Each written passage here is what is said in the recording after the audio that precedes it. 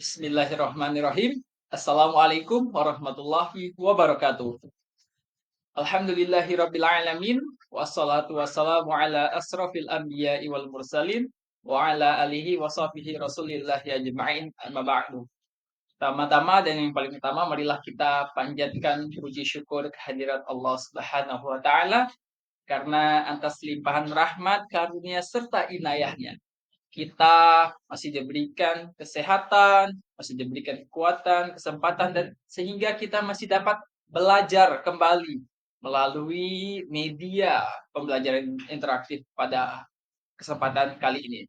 Salawat serta salam tak lupa kita sanjungkan ke junjungan kita Nabi besar Muhammadin sallallahu alaihi wasallam dengan lafaz Allahumma sholli ala sayyidina Muhammad wa ala ali sayyidina Muhammad, karena berkat beliaulah sehingga kita dapat belajar, dapat menimba ilmu dengan segala teknologi yang telah kita pelajari pada zaman ini. Untuk itu, izinkan kami memperkenalkan diri kami. Nama kami Muhammad Rizky Pratama, mahasiswa semester 6, program studi pendidikan agama Islam PAI 6A dengan NIM 2012200018.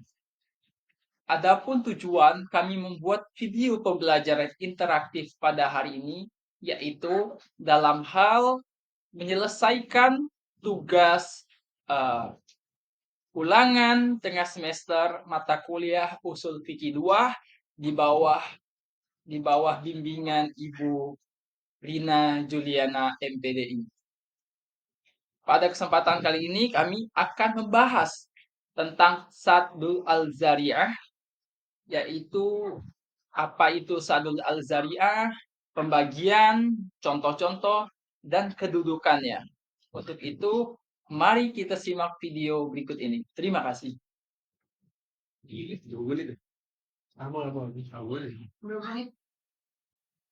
Oke, kita pembahasan yang pertama yaitu pengertian dari Saddul Al-Zari'ah.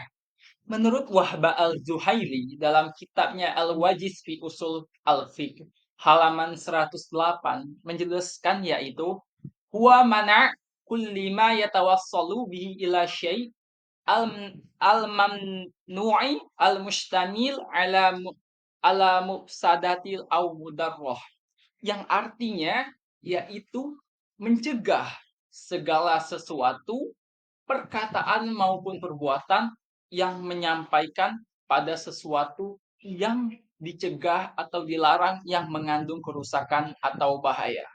Pengertian ini dijelaskan oleh Imam Wahba Az-Zuhaili.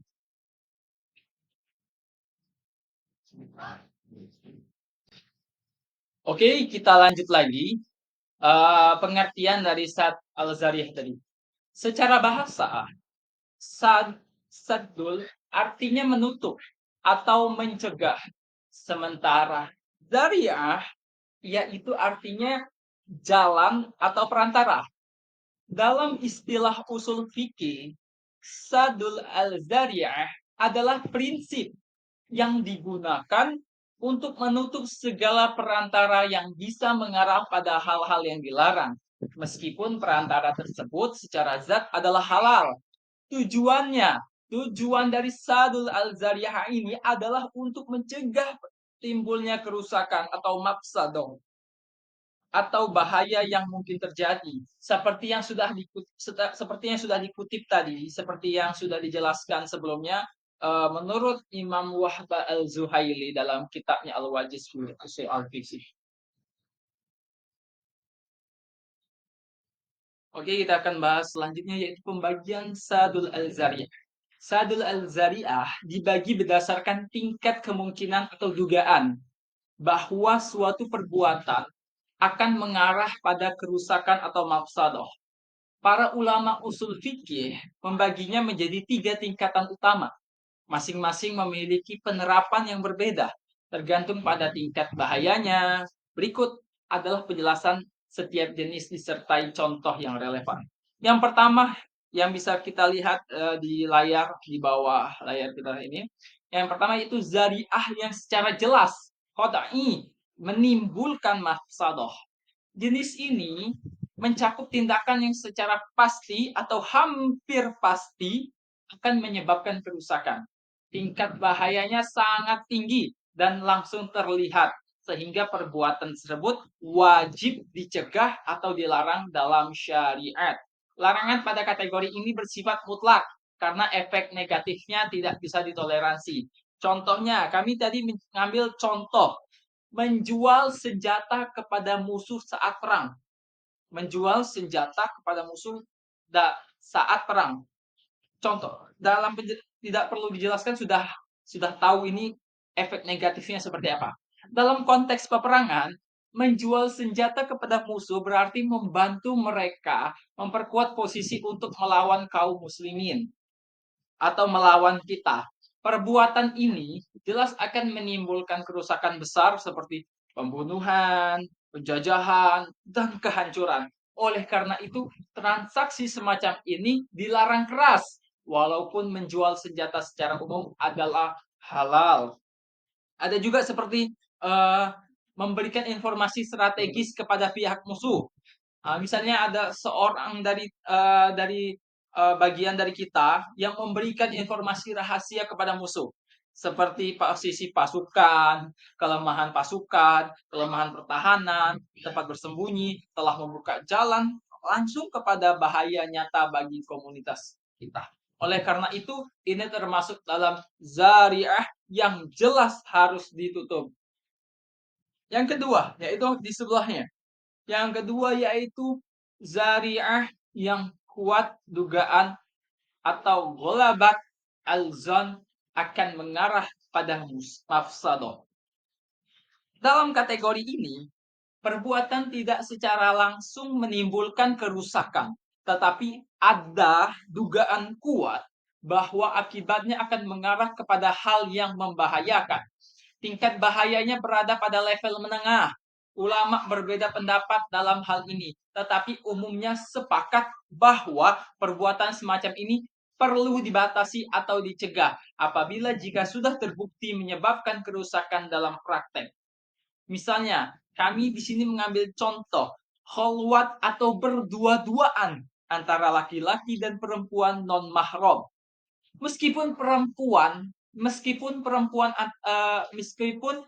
bertemunya perempuan dengan laki-laki dalam satu ruangan tertutup tidak selalu berujung pada perbuatan dosa atau perbuatan yang menyimpang.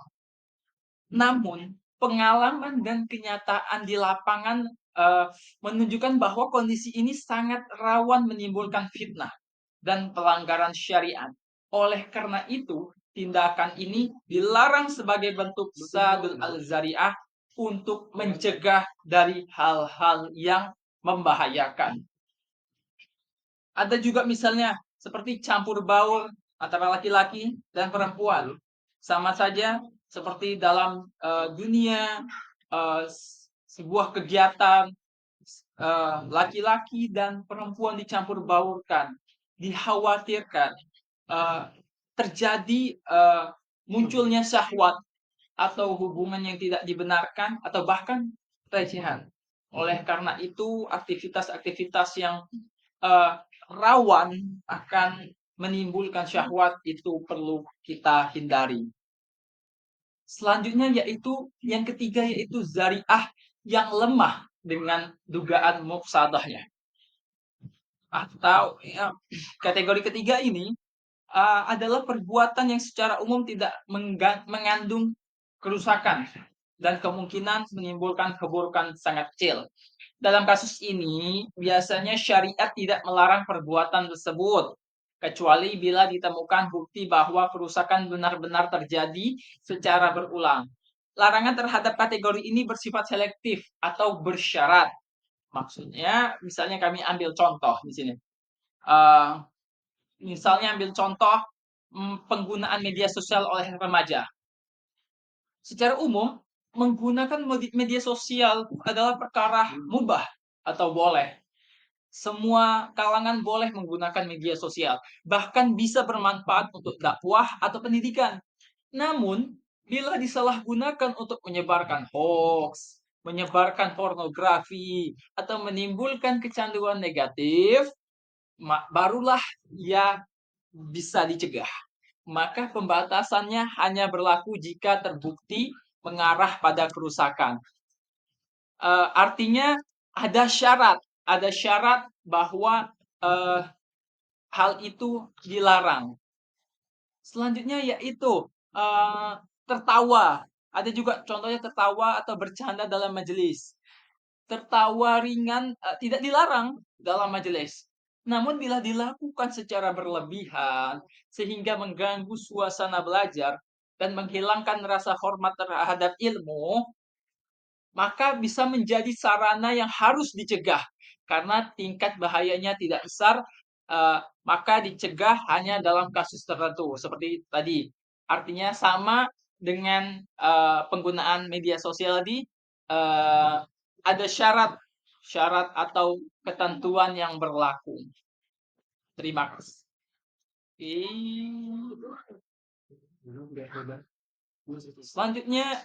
Selanjutnya contoh dari Sat Al-Zariyah. Tadi sudah dijelaskan dari beberapa contoh. Saya ingin menambahkan sedikit lagi contoh. Ada juga tadi larangan menjual anggur kepada pembuat khamar atau arak. Menjual anggur itu sah dan halal. Tapi ketika diketahui bahwa pembeli anggur akan membuat minuman atau khamar dari anggur yang dibeli tersebut, maka transaksi tersebut dilarang. Hal itu karena penjual membantu proses pembuatan sesuatu yang haram.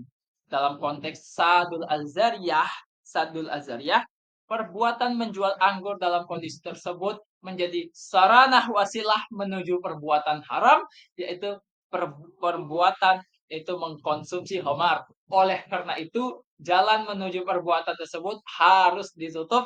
Ini menunjukkan bahwa hukum dapat berubah, hukum tergantung pada tujuan dan akibat. Selanjutnya yaitu tadi ikhtilaf, terus menutup aurat meskipun di tempat sepi untuk mencegah munculnya syahwat.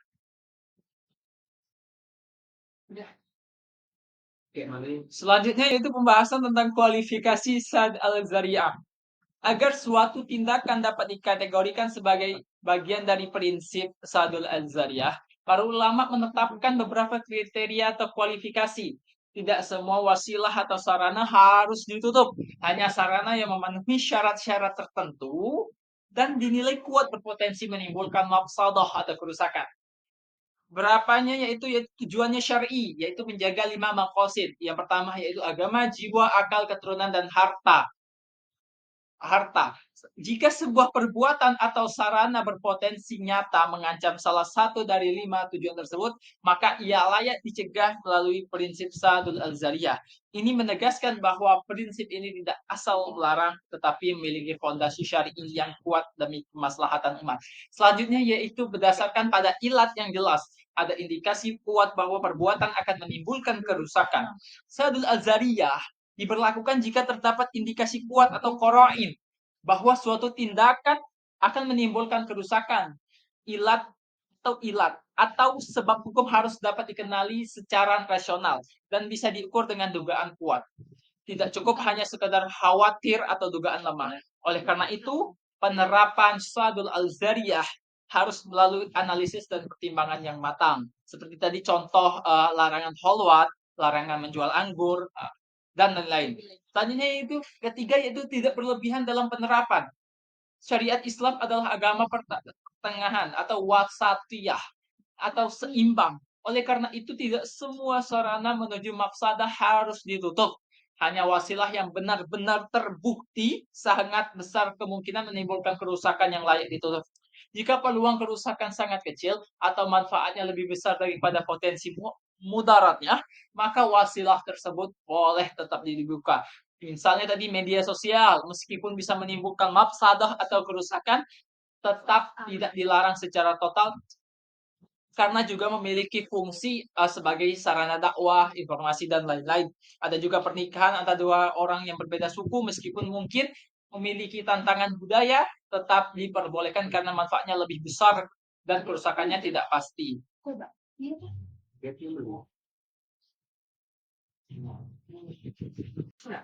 Oke, oke, penjelasan terakhir kita yaitu kedudukan Sadul Al-Zariyah.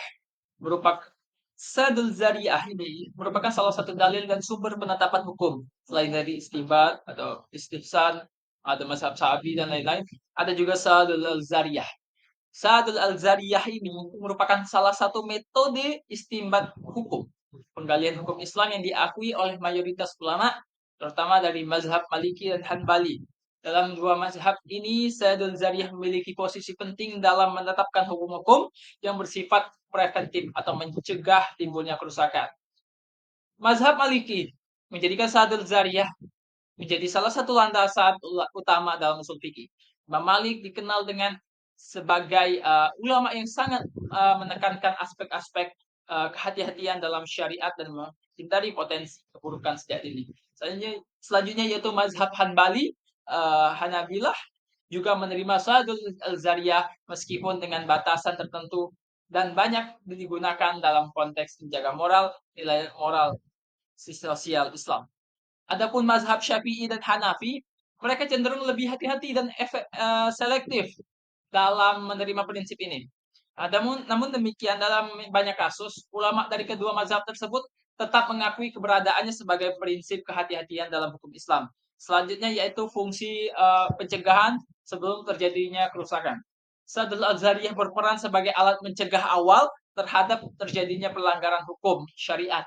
Dalam pendekatan hukum Islam, upaya preventif dianggap lebih penting daripada pengobatan setelah terjadinya pelanggaran. Ini sejalan dengan kaidah fikih yaitu mencegah kerusakan didahulukan daripada meraih kemaslahatan.